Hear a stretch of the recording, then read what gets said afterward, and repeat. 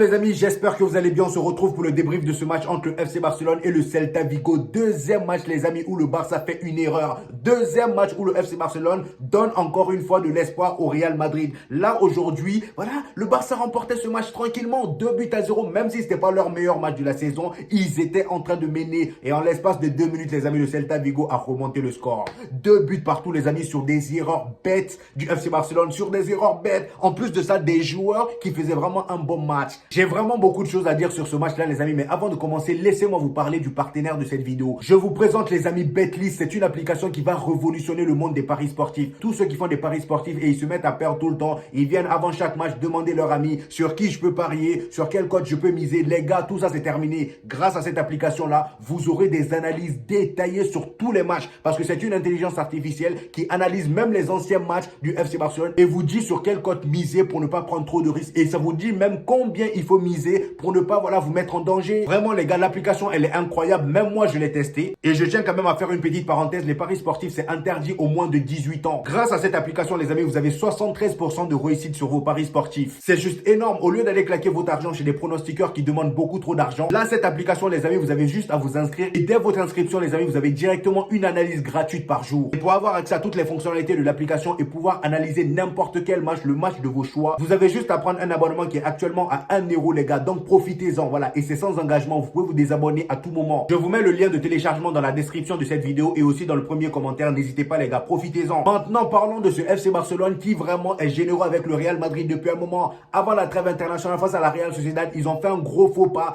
Et là encore une fois, bizarrement, moi je m'attendais à ce qu'ils se réveillent un peu. Mais non. Dès la première mi-temps, j'ai vu une équipe du FC Barcelone qui avait du mal. Ils avaient du mal. Franchement, les ressorties de balles, c'était compliqué. Les seules fois où le FC Barcelone était dangereux, c'est quand ça faisait des grandes relances sur Rafinha. Défensivement, aujourd'hui, c'était compliqué. Heureusement que vous aviez un Peña vraiment qui était sur son prime aujourd'hui. Le gars, c'était bouffon au goal. Mais ce qui fait que la défense fonctionnait moins bien, on connaît tous la réponse, les amis. C'est Gérard Martin. Lui, on va en parler. C'est un autre cas. C'est comme Ferran Torres. Comme je vous ai dit, lui et son cousin Ferran Torres, ils ont le même marabout. Lui, on va en parler après. Donc voilà, le match du FC Barcelone aujourd'hui, c'était deux salles, deux ambiances. La première mi-temps, le Barça avait du mal, mais malgré ça, ils ont quand même mené au score. Et en deuxième mi-temps, j'ai comme l'impression qu'ils ont levé le pied. Ils se sont dit, bon, le travail est déjà fait, on les laisse jouer un peu. Et malgré ça, j'ai vu une équipe de Celta Vigo qui jouait vraiment pas. Voilà, malgré que le Barça avait baissé de régime, le Celta Vigo n'était pas si dangereux que ça. Jusqu'à ce que notre cher Casado prenne un carton rouge et jusqu'à ce que Jules Koundé, qui faisait un gros match, par faire cette erreur bête. Lui aussi, comment à ton niveau tu peux faire ce genre d'erreur-là? Franchement, ça c'est des erreurs vraiment qui sont pas censées se produire à ce genre de niveau et surtout dans cette zone. C'est à partir de toutes ces erreurs-là, les amis, que le Celta Vigo, ils se sont réveillés et moi je sentais qu'ils allaient égaliser. Et comme par hasard, ils ont égalisé. Donc comme je vous le disais les amis, heureusement que le FC Barcelone aujourd'hui, ils avaient un gros Peña. Le gars aujourd'hui, c'était masterclass. Les arrêts qu'il te faisait les gars, franchement,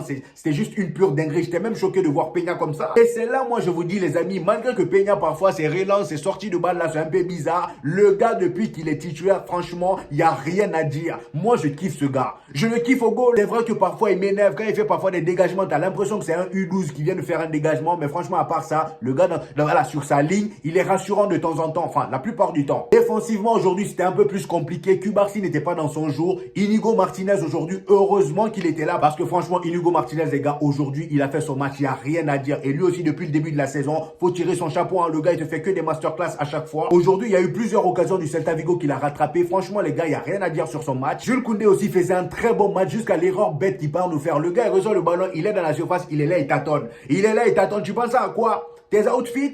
Franchement, dis-nous aussi, tu penses à tes talons ou tes croc-tops que tu portes, tes jupes là. Franchement, dis-nous, c'est pas normal. À ton niveau, ce genre d'erreur là est interdit, surtout au FC Barcelone, c'est pas possible les gars. Franchement, quand j'ai vu ça, je me suis dit non, c'est dommage. Le gars, il faisait pourtant un bon match. Sur ce but là, on peut même pas mettre la faute sur Casado parce que le gars, il a pris son carton rouge, certes, mais au bout d'un moment, Jules Koundé, il était quand même seul. Le deuxième but, ok, voilà. Le fait que le Barça soit en infériorité numérique a permis au Celta Vigo d'être beaucoup plus dangereux devant, surtout dans les dernières minutes. Mais sinon, à part ça, vraiment, Jules Koundé, il peut s'en vouloir qu'à lui-même. Et comme je le disais en début de vidéo, si la défense a eu du mal aujourd'hui à fonctionner comme d'habitude. Si vous avez remarqué, depuis un moment, on n'entend plus parler du piège georgien. Je pense que depuis le Classico, tout ça c'est terminé. Voilà, on le voit de moins en moins. Et bizarrement, c'est quand notre cher Gérard Martin, le cousin Ferran Torres, est titulaire. Lui, à chaque fois qu'il est titulaire, tu sens que il y a un truc qui va pas. Le gars, à chaque fois qu'il est là, déjà, il couvre les hors-jeux. Voilà. Alors, lui, je pense que la leçon du piège du hors-jeu n'est pas encore rentrée dans ses grosses oreilles. Parce que oreilles qu'il a là, je pense que lui, tu vas lui dire des trucs. De toute façon, il y a beaucoup de choses qui rentrent en même temps là. Parce que ses oreilles sont d'une manière, bon, on va pas se moquer. ok, ben,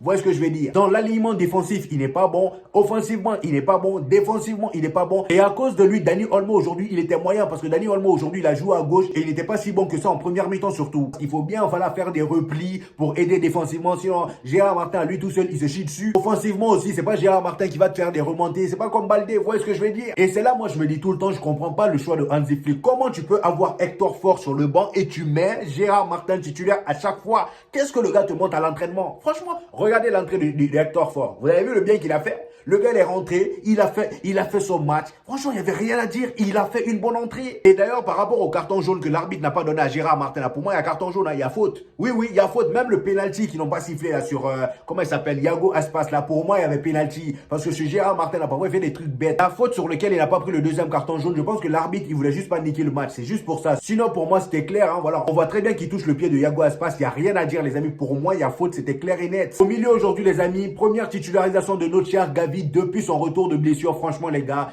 Gavi aujourd'hui, il a été impeccable. Ça m'a fait tellement plaisir de le revoir. Voilà, j'ai revu cette passion en lui. À chaque fois qu'il y avait quelqu'un qui marquait, fallait le voir crier derrière. J'ai même quelques captures là. Je vais vous les montrer, voilà, si je les retrouve. Franchement, les gars, c'est juste incroyable. Ça m'a fait énormément plaisir. Voilà, dans les petites combinaisons, dans les petits espaces, il était là, combatif comme d'habitude. Gavi, les gars, franchement, il n'y a rien à dire. En ce qui concerne Casado, je l'ai trouvé un peu moins bon que d'habitude. C'est vrai qu'il a fait quand même son match. Il n'a pas été dégueulasse. Voilà, Casado, il a fait son match.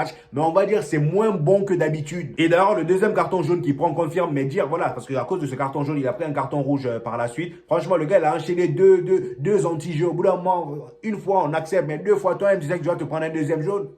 Faut réfléchir un peu. Et d'ailleurs, ce double pivot Casado-Gavi, je l'ai trouvé beaucoup plus intéressant que Casado-Deschamps. Oui, vous-même, vous avez vu la différence, hein. Deschamps, lors du match face à la Real Sociedad, vous avez vu comment il s'est chié dessus? Vous avez vu, non? Là, aujourd'hui, Gavi, il a été titularisé. Vous-même, vous avez vu la différence. C'est vrai que c'est pas comme le duo Casado-Pedri, parce que moi, pour moi, le meilleur duo dans ce pivot-là, c'est Casado-Pedri. Il n'y a rien à dire. Et encore une fois, vous-même, vous avez vu qu'aujourd'hui, Pedri, en tant que 10, c'était pas trop ça. Moi, je préfère Pedri lorsqu'il recule d'un cran, c'est-à-dire lorsqu'il joue avec Casado derrière en double pivot. Voilà que 10. Aujourd'hui, c'était un peu plus compliqué, surtout en première mi-temps. Voilà, il y avait beaucoup de pertes de balles. Il n'était pas à l'aise tant que ça. Et c'est d'ailleurs à cause de tout ça qu'ils avaient du mal à ressortir les ballons. Dani Olmo également sur son côté gauche, c'était assez compliqué. Voilà, moi je le préfère lui aussi en tant que 10. Pour moi, le meilleur milieu du FC Barcelone depuis le début de la saison, c'est en double pivot, tu mets Casado Pedri. En 10, tu mets, comment il s'appelle, Dani Olmo. Et sur les côtés, Lamine Yamal, Rafinha. Mais là, vu que Lamine Yamal n'est pas là, voilà, vous aurez dû mettre quelqu'un d'autre. Mais qui tu vas mettre? Sur ce point-là, on peut pas trop en vouloir à Hansi Flick. Donc voilà, Dani Olmo aujourd'hui, franchement, j'ai été un peu déçu de son match. Voilà, il n'a pas été si terrible que ça. C'est vrai qu'en deuxième mi-temps, lorsque Firmino Lopez et Deschamps sont rentrés et qu'il a retrouvé son poste de 10 là, il a commencé à être beaucoup plus dangereux. C'est lui-même qui fait la passe à Rafinha. Voilà, l'occasion de Rafinha où il tape le poteau là. Ouais, je la voyais dedans. Hein. Voilà, moi,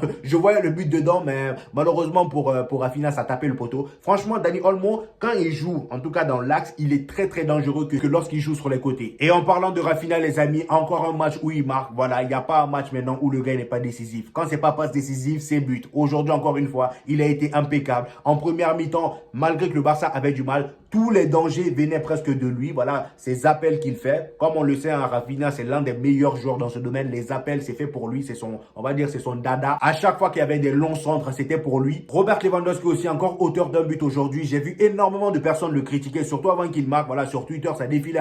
Tout le monde disait que voilà, il était fantomatique. Mais les gars, au bout d'un moment, dites-vous qu'ils avaient quand même du mal à ressortir. Ils avaient du mal à ressortir les ballons. Défensivement, c'était compliqué. Et vous-même, vous savez qui ils avaient en défense? Ils avaient Martin.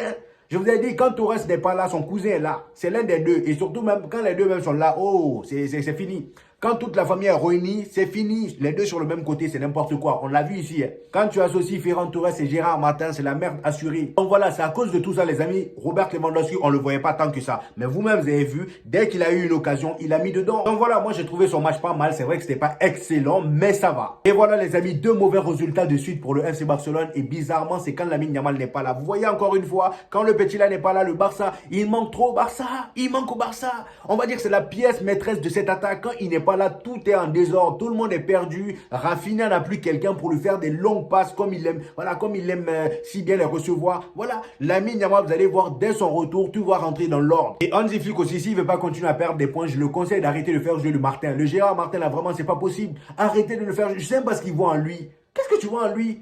À l'entraînement, peut-être il fait des dingueries, mais franchement, sur le terrain, toi-même, t'as des yeux. Hein. T'as des yeux. T'as bien vu la différence entre lui et Hector Ford, c'est pas pareil. Donc là, avec le match nul du FC Barcelone, les amis, le Real Madrid a l'occasion de revenir à 1,2. Voilà. Donc là, si on gagne demain, on revient à 1 point. C'est tout ce que j'espère, les gars. Donc voilà, c'était tout pour moi aujourd'hui, les gars. J'espère que vous avez kiffé la vidéo. Dites-moi vos avis en commentaire. Et encore une fois, les gars, n'oubliez pas d'aller installer l'application. Voilà. Pour tous ceux qui aiment les paris sportifs, ça vous donne des analyses sur les matchs, les gars. Allez-y, profitez-en. En plus de ça, il y a une offre actuellement. C'est 1 euro, les gars. Voilà, pour tout découvrir. Ça va énormément vous aider, les gars. Vous allez parier la tête tranquille. Donc voilà, donnez-moi vos avis en commentaire, les amis. J'hésiterai pas à vous répondre comme d'habitude. Lâchez le petit pouce bleu qui fait toujours plaisir. Ça aide au référencement. Et pour tous ceux qui viennent de découvrir la chaîne, ici, on fait des vidéos débrief des matchs du FC Barcelone et du Real Madrid. Et quand il n'y a pas de match, on fait des vidéos actualité. Donc abonnez-vous pour ne rien rater. Et on se dit au prochain épisode, les gars. Peace!